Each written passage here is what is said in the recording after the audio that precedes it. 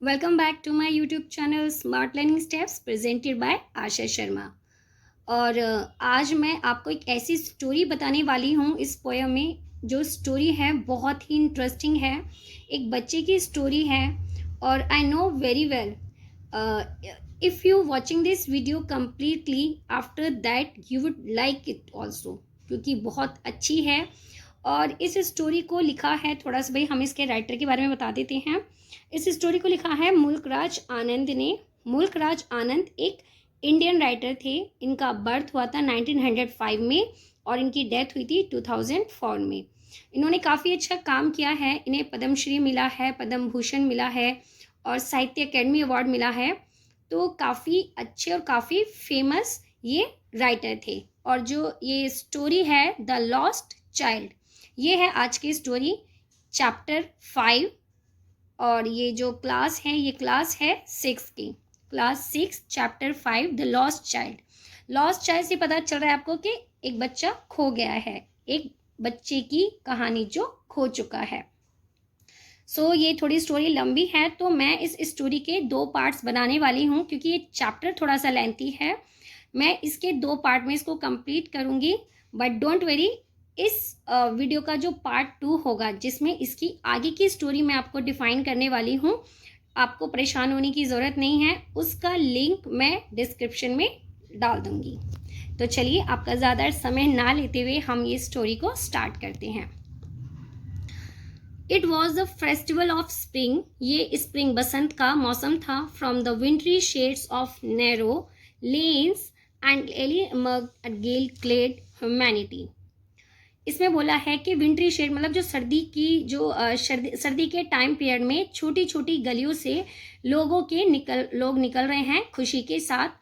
Some walked, some rode on the horses, other sat behind the cart in the bamboo and the bullock carts. कुछ लोग पैदल चल रहे हैं, कुछ लोग घोड़े पे बैठ के चल रहे हैं, कुछ लोग बैम्बो होता है बांस की जो गाड़ी होती है, बांस की गाड़ी में बैठ के जा रहे हैं। कुछ जो बुल्क्स होते हैं जिसे बोलते हैं ना बैलगाड़ी, उस पर बैठकर जा रहे हैं। One little boy between his father legs, एक छोटा सा बच्चा जो अपने फादर की टांगों के बीच में है, छोटा सा है, साथ साथ चल रहा है। Brimming over with the life and the laughter, और वो खुशी के मारे, मतलब उसका जो दिल है बहुत खुशी के मारे, बहुत ज़्यादा एक्साइटेड है, बहुत खुश है, तो उसका दिल भरा हुआ है खुशी से। Come child come, call his parents, आओ बेटा जल्दी आओ, उसके पेरेंट्स बुलाते हैं। As he lagged behind fascinating by the toys in the shops that lined the way। Leg का मतलब होता है पीछे रह जाना। बार बार उसके पेरेंट्स उसको आवाज़ देते हैं, बेटा आओ आओ जल्दी आओ। तो वो जो पीछे रह गया है क्योंकि बहुत एक्साइटेड हो रहा है, रास्ते में बहुत सारे टॉयज़ हैं और टॉयज़ को देख के बहुत ज़्यादा एक्साइटेड हो जाता है, तो उसके पीछे रह जाता है। उसी वजह से वो अपने पेरेंट्स के साथ साथ नहीं चल पाता है, पीछे रह जाता है। तो उसके पेरेंट्स उसको आवाज़ देते हैं और वो भगकर फिर क्या करता है, अपने पेरेंट्स के पास पहुंच जाता है। और उसको बहुत ज़्यादा फैसिनेटेड होता है, आकर्षित करना, अट्रैक्ट करना। रास्ते में जो टॉय शॉप है वो उसको आकर्षित कर रही हैं। ही हरी टूवर्ड हिज पेरेंट्स, वो भगते हुए अपने पेरेंट्स के पीछे पीछे जाता है। His feet obedient to their call, उसके जो पैर हैं उसके पेरेंट्स के साथ, मतलब उसके पेरेंट्स ने जो आवाज़ दी है तो आवाज़ सुनकर उसके पेरेंट्स के पीछे पीछे चल रहे हैं। His eyes still bringing on the receding toys, लेकिन जो उसकी आंखें हैं अभी भी जो टॉयज उससे दूर होते जा रहे हैं, क्योंकि वो रास्ते में आगे बढ़ रहा है तो पीछे जो शॉप है वो पीछे मुड़ मुड़ के उसकी आंखें उन टॉयज को देख रही हैं। As he came to where they had stopped to wait for him, और वो वहाँ पे जाती हैं जहाँ पे उसने रुककर उन्हें देखा था। He could not suppress his desire, वो अपनी इच्छा को नहीं दबा पाता है। Even though he well knew the old cold stare of the refusal in their eyes, और मतलब वो टॉयज़ को देख के इतना ज़्यादा खुश हो जाता है तो वो अपनी विश को, उसकी इच्छा होती है कि उसके पेरेंट्स उसको वो खिलौने दिलवाएं, तो वो ज़्यादा टाइम तक अपनी विश को सप्रेस नहीं कर पाता, दबाता नहीं है, और वो बोलता है आई वॉन्ट दैट टॉय, मुझे वो खिलौना चाहिए। ही प्लेडेड, वो रिक्वेस्ट करता है।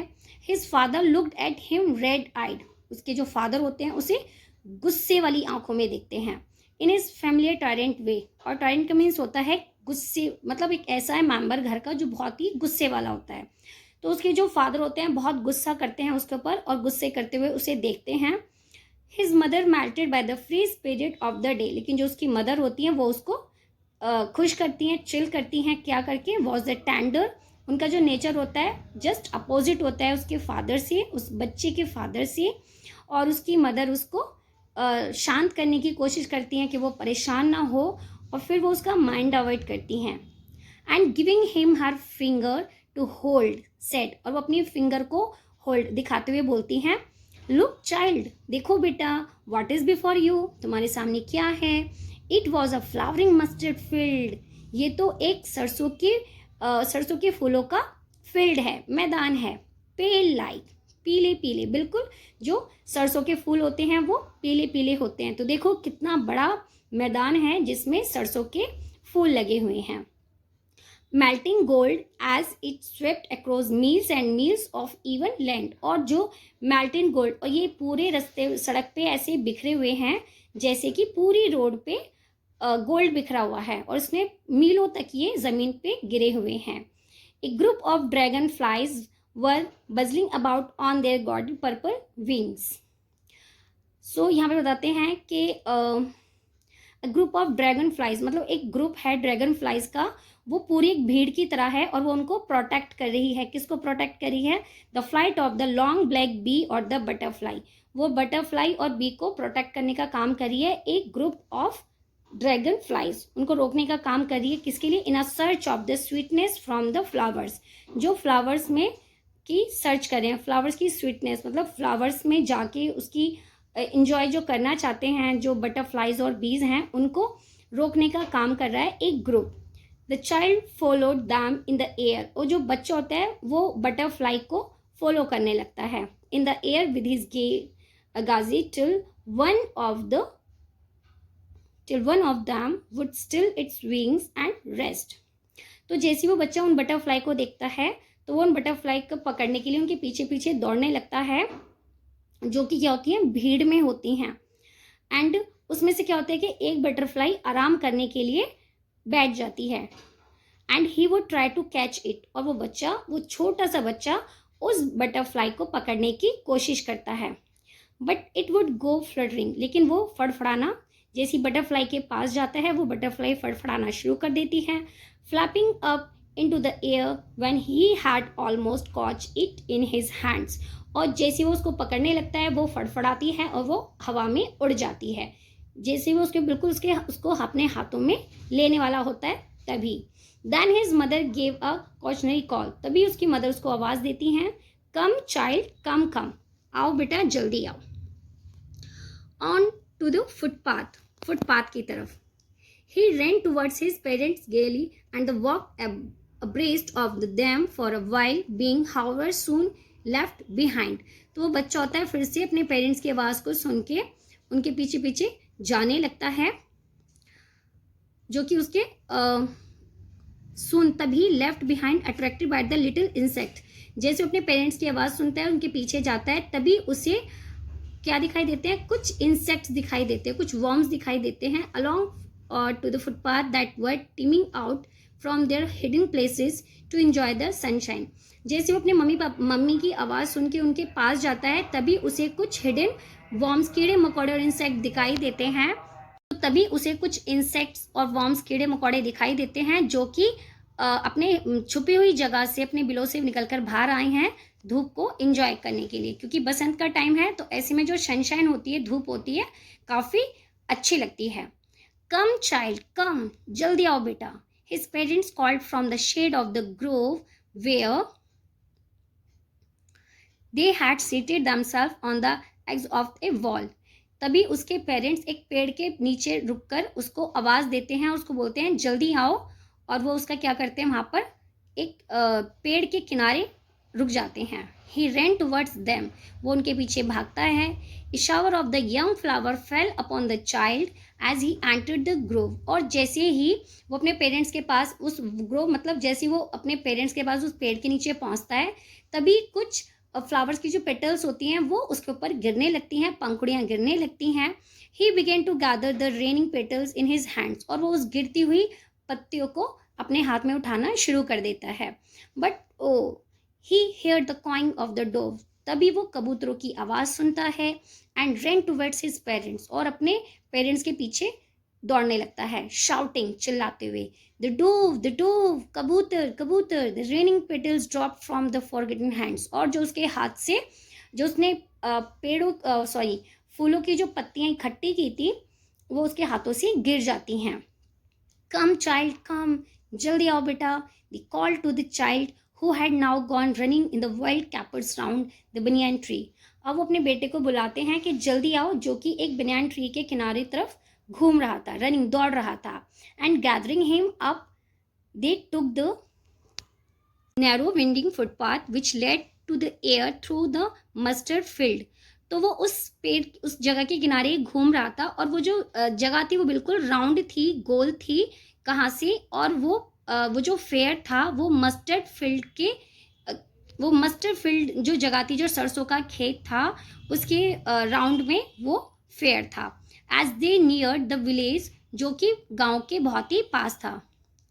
The child could see many other footpaths full of the throngs, और बच्चे ने बहुत सारे रास्ते देखे थे, converging to the whirlpools of the fair, और उसने बहुत सारे रास्ते देखे थे, और वहाँ पे बहुत ज़्यादा क्राउड थी। रास्ते कहाँ देखे थे? फेयर में, उस मेले में, उस मेले से बहुत से रास्ते जा रहे थे, और उन सभी रास्तों में बहुत ज़्यादा क्राउड था। उस मेले के अंदर बहुत ज़्यादा भीड़ थी, और वो उसका एक मेन पॉइंट था जहाँ से बहुत सारे रास्ते निकल रहे थे। And felt at once repelled and the fascinating by the confusion of the world he was entering। और वो थोड़ा सा कंफ्यूज भी था, वो थोड़ा सा खुश भी था, और वो परेशान भी था, क्योंकि उसने आज तक कभी भी इतनी ज़्यादा भीड़ नहीं देखी थी। आज जिस संसार में वो आया है, मतलब आज वो पहली बार इस मेले में आया है, और इतनी भीड़ देख के मेले में वो कंफ्यूज भी है और एक्साइटेड भी है।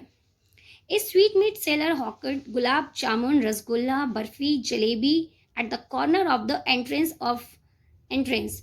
तभी उसको एक स्वीट मिठाई वाले की शॉप दिखाई देती है, जो कि गुलाब जामुन, रसगुल्ला, बर्फी, जलेबी, ये सब उसने कॉर्नर पे, जैसी मेले में एंट्री करते हैं सबसे पहले उसकी एंट्री पे ही उसकी शॉप होती है।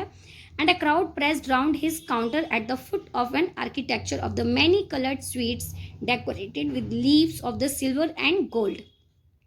मेले में घुसते ही, मेले में अंदर जाते ही सबसे पहले स्टार्टिंग में एक मिठाई वाले की दुकान होती है, जिसके पास बहुत अच्छी अच्छी मिठाइयाँ होती हैं, और उसने उस मिठाइयों को अच्छी अच्छी शेप्स में, अच्छे अच्छे अट्रैक्शन में, डिज़ाइन में उसने लगाया हुआ होता है। उसको और भी ज़्यादा अट्रैक्ट करने के लिए उसने सिल्वर और गोल्ड कलर की लीव्स, मतलब उसको फॉइल पेपर से उसको डेकोरेट किया होता है। The child stared open eyed and his mouth watered for the barfi that was his favourite sweet. बच्चे जैसी मिठाई की शॉप देखता है तो उसकी आंखें खुली रह जाती हैं और उसके मुंह से पानी आने लगता है, क्योंकि उसकी फेवरेट जो स्वीट होती है वो बर्फ़ी होती है। I want that barfi, he slowly murmured. मैं बर्फ़ी चाहता हूँ, मैं बर्फ़ी खाना चाहता हूँ। धीरे धीरे अपने मन ही मन वो जो बोलते हैं कि बड़बड़ाना, वो अपने अंदर ही अंदर बड़बड़ाता है। But he half knew as he begged at his plea would not be heeded because his parents would say he was a ग्रेडी। But वो ये बात अपने पेरेंट्स से नहीं बोल पाता, क्योंकि उसे पता है कि अगर मैं अपने पेरेंट्स से बोलूँगा कि मुझे बर्फ़ी खानी है, तो वो मुझे बोलेंगे कि तुम कितने लालची हो। सो without waiting for the answer he moved on. तो बिना किसी आंसर का इंतज़ार किए वो अपने पेरेंट्स के साथ, अपने मम्मी पापा के साथ आगे बढ़ जाता है। A flower seller hawked a garland of the gulmohar, a garland of the gulmohar. तभी उसे एक फूल बेचने वाला मिलता है, हॉकर्ड मिलता है, जो कि गुलमोहर की माला बेच रहा होता है। The child seemed irresistibly drawn. He went towards the basket where the flowers lay hid and the half murmured. तभी वो बच्चा भग के उस फूल वाले के पास जाता है, और उसकी टोकरी में जो फ्लावर्स रखे होते हैं उसकी स्मेल करने लगता है, उसको सूंघने लगता है, उसको बहुत अच्छी लगती है उसकी smell. I want that garland, मुझे ये माला चाहिए। But he well knew his parents would refuse to buy him those flowers because they would say that they were cheap. लेकिन वो अपने पेरेंट्स से ये बात नहीं बोल पाता, और उसको पता है कि अगर मैं बोलूँगा तो वो मुझे मना कर देंगे और मुझसे कहेंगे कि ये बहुत ही सस्ते वाले फूल हैं। So without waiting for an answer he moved on. सो वो बिना किसी जवाब का इंतज़ार किए आगे बढ़ जाता है अपने पेरेंट्स के साथ। A man stood holding a pole with the yellow, red, green, purple balloons flying from it. तभी वो एक आदमी को देखता है जो कि एक बांस का डंडा लेके खड़ा है और उस पे red, green, blue, purple type इतने सारे कलर्स के बैलून्स हैं जो कि उड़ रहे हैं। मतलब डंडे पे फूल उसने बैलून्स को बांधा हुआ है और वो हवा में उड़ रहे हैं। The child was simply carried away by the rainbow glory of the silken coloured and he was filled with an overwhelming desire to possess them. तो बच्चा जैसे ही उतने सारे कलरफुल रेनबो टाइप के इतने सारे बैलून्स को देखता है तो उसका जो दिल होता है बहुत ज़्यादा खुश हो जाता है और अब उसकी जो डिज़ायर है बहुत तगड़ी वाली, बोलते हैं ना, जो बहुत तेज़ वाली, कि बस अब तो कंट्रोल नहीं हो रहा, अब तो हमें ये चीज़ चाहिए। मतलब होता है कि बहुत ज़्यादा इच्छा उसकी हो जाती है कि मुझे ये अब चाहिए। But he well knew his parents would never buy him the balloon because they would say he was too old to play with such toys. लेकिन उसको पता है कि मैं अगर अपने पेरेंट्स से ये बोलूँगा तो वो मुझे बोलेंगे कि ये छोटे बच्चे खेलते हैं बैलून से, तुम तो बड़े हो चुके हो और बड़े बच्चे बैलून से नहीं खेलते। सो ही वर्कड ऑन फर्दर, तो वो आगे बढ़ जाता है। A snake charmer stood playing a flute or to a snake which coiled itself in a basket. तभी वो एक सपेरे को देखता है जो कि सांप का खेल दिखाने वाला होता है और उसके पास एक सांप होता है जो एक बकेट में लिपटा हुआ होता है और वो फ्लूट वो बीन बजाता है। जो सपेरा होता है वो बीन बजाता होता है और उसके पास एक बकेट होती है, उसमें एक सांप होता है जो लिपटा हुआ होता है। It's had raised in a graceful band like the neck of A swan. और जो वो अपना सर, जो सांप है वो अपने सर को ऐसे उठा के रखता है जैसे कि एक स्वैन की गर्दन होती है। While the music stole into in invisible ears, जैसी वो म्यूजिक, बीन की जो आवाज़ है जैसी उसके कानों में जाती है, like the gentle ripping off an invisible waterfall, तो उसको ऐसी फीलिंग होती है कि जैसे एक झरना उसके कानों, उसके सामने, उसके कानों में उसको वो फील हो रहा है।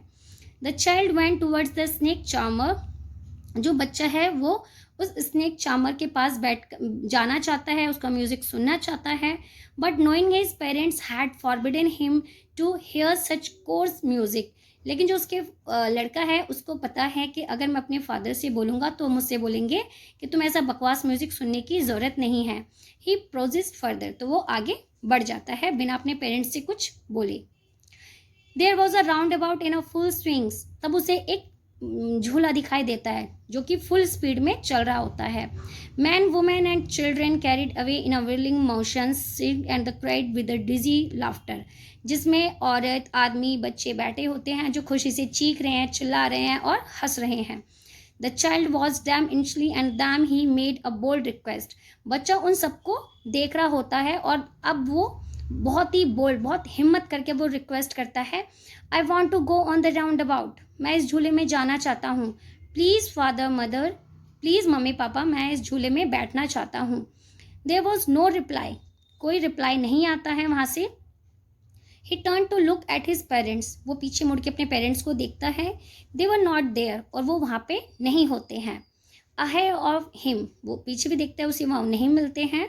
ही turn to look on the other side, वो अपनी दूसरी तरफ भी टर्न करता है तो भी उसे वहाँ उसके पेरेंट्स नहीं मिलते हैं।